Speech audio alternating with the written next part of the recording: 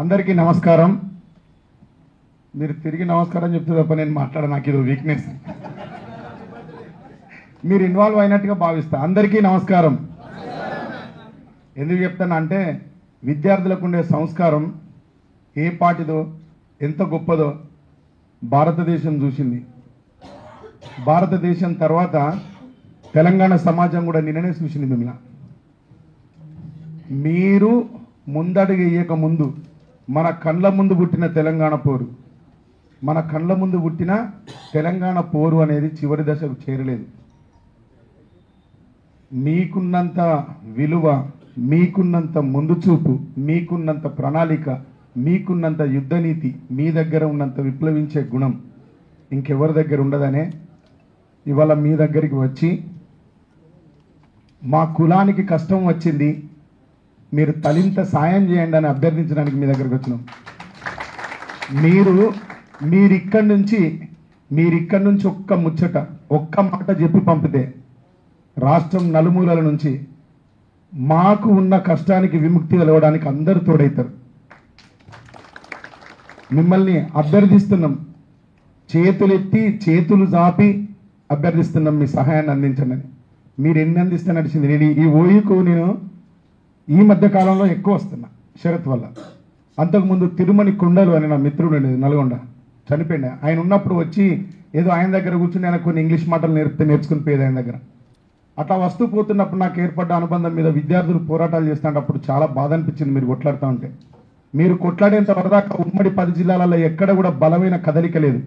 ఎప్పుడైతే మీరు త్యాగం అనే కాగితం మీద మీ రక్తంతో మీ ప్రాణతర్పణ చేసి చరిత్రను రాయడం మొదలుపెట్టారో అప్పటి నుంచి తెలంగాణకు ఉన్న సంఖ్యలు ఒక్కొక్కటిగా తెగిపోవడం మొదలైంది.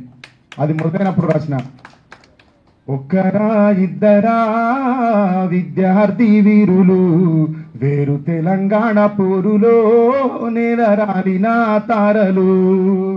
ఒక్కరా ఇద్దరా విద్యార్థి వీరులు వేరు తెలంగాణ పోరులో నేలరాలిన తారలు. పొద్దు పొడుపులు పొత్తి కడుపులు పోరులో పదునెక్కిపోయిన ఆయుధాలు. ఒక్కరా ఇద్దరా విద్యార్థి వీరులు వేరు తెలంగాణ పోరులో నేలరాలిన తారలు. మైదానములో ఆటలాడినోళ్ళు మందార మండలై పూసినోళ్ళు, మైదానములో ఆటలాడినోళ్ళు మందార మండలై పూసినోళ్ళు, పరీక్ష పత్రాలు రాసినోళ్ళు ప్రశ్నల కొడవన్లు విసిరినోళ్ళు. ఒక్కరా ఇద్దరా విద్యార్థి వీరులు వేరు తెలంగాణ పోరులో నేలరాలిన తారలు. ఇది మీరు త్యాగాలు చేస్తున్నప్పుడు రాస్తే ఆ యుద్ధం చాలా ఉగ్ర రూపం దాల్చి అనాలోచితంగా ఎటు పడితే అటు, ఎట్లా పడితే అట్లా విద్యార్థుల మీద ప్రభుత్వాలు విరుచుకుపడి తరిమి తరిమి కొడుతూ ఉంటే, ఇది జరుగుతున్న రోజు వచ్చి వడ్డెర బస్తీలో మా పిన్ని ఉంటుంది, మా పిన్ని వాళ్ళ ఇంటి దగ్గర వచ్చి పడుకున్నా. తెల్లారి నేను వచ్చి పడుకుంటున్నప్పుడు చాలా ప్రశాంతంగా ఉన్నది కాలనీ అంతా. తెల్లారేసరికి ఏమైపోయిందంటే ఏ ఇంట్లో చూసినా మనుషులు ఉన్నారు. ఈ మనుషులు ఎంతోళ్ళు ఉన్నారు, నువ్వు మీసాల పోరగాళ్ళు, నువ్వు మీసాలే, ఇంకా మీసాలు సరిగ్గా రాని వాళ్ళు, అప్పుడప్పుడే సమాజాన్ని చూస్తున్న వాళ్ళు, ఆ ఇళ్లతో ఏమాత్రం సంబంధం లేని వాళ్ళంతా ఇళ్ళలో ఉన్నారు. పైనెక్కి ఇళ్ళ చుట్టూ ఎక్కి ఉన్నారు. ఏమైంది పిన్నికి ఇంతమంది వచ్చిరేది, వీళ్ళంతా ఎక్కడి నుంచి వచ్చిరని అడిగిన. ఇప్పుడు ఉస్మానియాలో ఉన్న వాళ్ళు బయటికి ఎందుకు వస్తారు? నా నాలెడ్జ్లో ఉస్మానియాలో ఉన్న వాళ్ళు చదువుకుంటారు, వాళ్ళు బయటికి ఎందుకు వస్తారని నా అభిప్రాయం. కాబట్టి నేను అడిగిన, బిడ్డ లోపట తెలంగాణ గురించి కొట్లాట జరుగుతుంది, పోలీసులు వచ్చి లాఠీ చార్జ్ చేస్తే విద్యార్థులంతా బయటికి ఇట్లా తప్పుకొని వచ్చారు బిడ్డ, అలా కొట్లాటోళ్ళు ఇంకా కొట్లాడతారు అని. అట్లా వడ్డరబాతి మాణికేశ్వర నగర్ నుంచి నడుచుకుని చూస్తే ఒక బిల్డింగ్ ఎక్కి చూస్తే నిజంగా లోపల టీయర్ గ్యాసు, నీళ్ల పంపు, ముళ్ళ కంచ, విపరీతమైన పోరాటం నడుస్తుంది. దాంట్లో మీలాంటి వాళ్ళు 100 మంది 1000 మంది ఉన్నారు. విపరీతమైన యుద్ధం నడుస్తుంది. ఆ రోజు నా కళ్ళతో స్వయంగా చూసి ఈ నుంచే పాట రాసుకుంటూ పోయినా. క్యాంపస్ గోడలే బందీ కానై కాకి తుపాకి చుట్టూ గోడై కాపలా కాస్తూ ఉన్నా గాని ఆగని ఆరాటం అరరర చేసెర పోరాటం. హాస్టలు మెస్సుకు తాళం వేసి తాగే నీళ్లను కట్టడి చేసి నానా హింసలు పెట్టిన గాని వీడని వీరత్వం అది మన విద్యార్థి తత్వం. వారసత్వ ఉద్యమాల ఉస్మానియ గడ్డ మీద యుద్ధం ఓ యుద్ధం ఓ యుద్ధం తుడితే ఓయు నిలువుటద్దం పట్టెరా.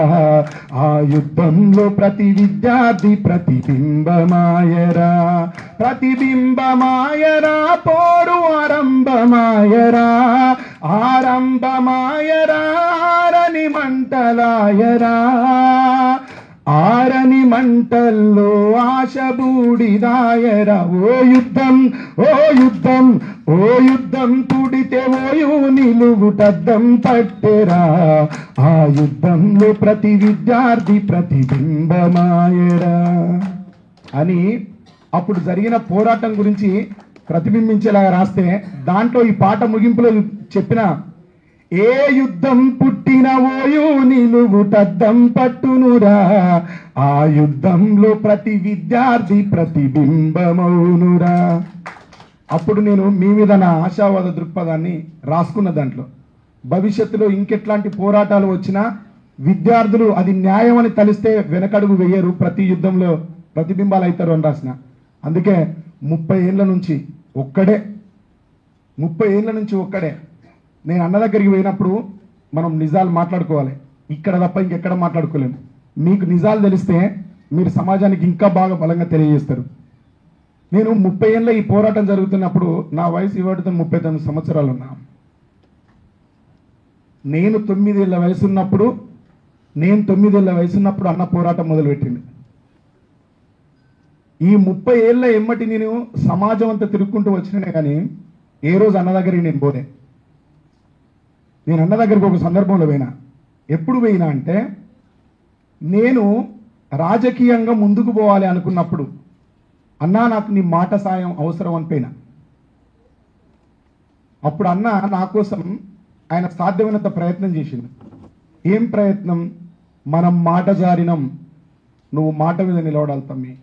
నేను మాట జారిన, నీకు వయస్సున్నది, నువ్వు జాగ్రత్తగా నడుచుకుంటే నీ భవిష్యత్తు చాలా బాగుంటుంది తమ్మి అన్నాడు. ఆ రోజు నాకు కొంచెం ఎక్కడో కలుపుకున్నది. అవ్వ నేను అన్న కోసం వస్తే అన్న నన్ను పట్టించుకునేది ఏంది, ఎవరికో సపోర్ట్ చేసింది ఏంది అనిపించింది. అప్పుడు నా అభిప్రాయం ఆ మాట. మొన్న డిసెంబర్ 7 తారీఖు తర్వాత అన్న దగ్గర ఒకసారి ఇదే ఉస్మానియాకి వచ్చి కలిసిన తర్వాత ఈ 20-25 రోజులు అన్నతోని కలిసి ఉండే అదృష్టం వచ్చింది. నాకు ఆ అదృష్టం వచ్చిన తర్వాత నేను కృష్ణన్నను చాలా దగ్గర నుంచి చూసిన.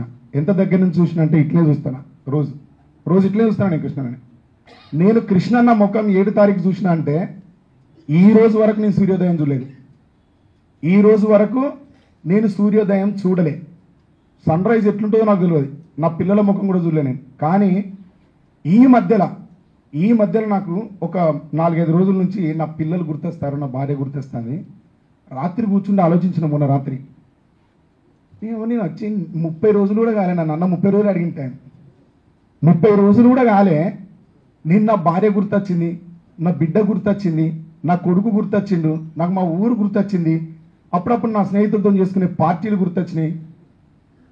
ఏ అమ్మ 30 ఏళ్ళ నుంచి వెళ్ళి ఒక్కడే ఎట్లా నిలబడ్డాడబ్బా. 30 ఏళ్ళ నుంచి ఒక్కడే ఎట్లున్నాడు. ఈ రోజు కూడా ఈ 22 రోజులలో నేను ఒక్కసారి ఇంటి దాకా వేస్తా తమ్మి, మీరు కూర్చొని మాట్లాడుకుంటుండండి అనేది నేను చూడలే కృష్ణ దగ్గర. అన్నకు భోజనం వచ్చింది, మేము అనుకోకుండా అక్కడ ఒక 4 మిగిలిపోయారు, మేము ఉన్నాం. రాత్రి 11:30 అయిపోయింది, ఎక్కడ అన్నం దొరకదు. 11:30 తర్వాత రేవంత్ అన్న చాలా స్ట్రిక్ట్గా రూల్స్ మార్చేసింది. అప్పుడు అన్న ఒక్కడే తినుడు ఇష్టం లేక, తమ్మి మీరు అందరు ఉన్నారు కదా, మీరు అందరు తిన్నారా అని అడిగాడు. మేమందరం మొహమాటానికి మాట్లాడుతున్నావా, నిజం మాట్లాడుతున్నావా, అంచనేసి అంత ఆలోచన లేని వ్యక్తి కాదు. పట్టేసింది మేము చెప్పిన దాన్ని. వెంటనే కిషన్ అని ఒక అన్నకు ఫోన్ చేసి, తమ్మి మన తమ్ముళ్ళు అన్నం తినలే, వాళ్ళు అక్కడ అన్నం ఏర్పాటు చేసి వస్తాను అంటే, ఆయన పోయి రాత్రి ఒక హోటల్లో పాపం వాళ్ళు మూస్తూ ఉంటే పోయి వాళ్ళతో మాట్లాడి అన్నం ఏర్పాటు చేసి పెడితే అన్న ఇక్కడి నుంచి మమ్మల్ని తీసుకొని అక్కడికి పోయి మాతో పాటు అక్కడ కూర్చొని ఆయన మధ్య తాగి మేమందరం తినేదాకా ఉండి తిని మేము కార్లో గిట్టలో ఉంటే వెళ్ళిపోయినాక వేయండు. 30 ఏళ్ళ నుంచి వెళ్ళి దూరంగా ఉన్న మా అన్నలకు తమ్ముళ్లకు ఇంకా అభిప్రాయ భేదంతో అక్కడక్కడ ఆగిపోతున్న వాళ్ళు చెప్తున్నా, కృష్ణన్న పక్కన మనం ఎప్పుడు తినడానికి మన కోసం ఎప్పుడు కంచం, మన వంతు అన్నం, మన వంతు కుర్చీ మన కోసమే ఉన్నది. మన కుర్చీ ఇక్కడనే ఉన్నది. ఎవ్వరు కూడా మర్చిపోయి ఎవరు ఏం చెప్పినా నమ్మి ఏ ఉద్యమం కోసం ముందడుగేయకుండా ఇళ్లలో ఎవరు కూర్చోకండి. ఇది ధర్మ పోరాటం. ఒక్కడు చేసిన పోరాటానికి ఇంతమంది ఈరోజు కదిలొస్తున్నారు. మనలో ఉన్న వాళ్ళు ఇంకెక్కడైనా ఏ మూలనైనా ఏమైనా ఉంటే వదులుకొని రండన్న. ఈ వేదిక మీద మాట్లాడే అవకాశాన్ని నాకు కల్పించినందుకు, ఇంత మంచి మనసుతో వచ్చి మాకు సాయం చేయడానికి ఇక్కడ కూర్చున్న విద్యార్థి సంఘాల నాయకులకు, కుల సంఘాల ప్రతినిధులకు, మీడియా మిత్రులకు, ఇక్కడికి వచ్చిన బీసీ మా అన్నలకు అందరికీ పేరు పేరున కృతజ్ఞతలు తెలియజేస్తూ సెలవు తీసుకుంటున్నాను.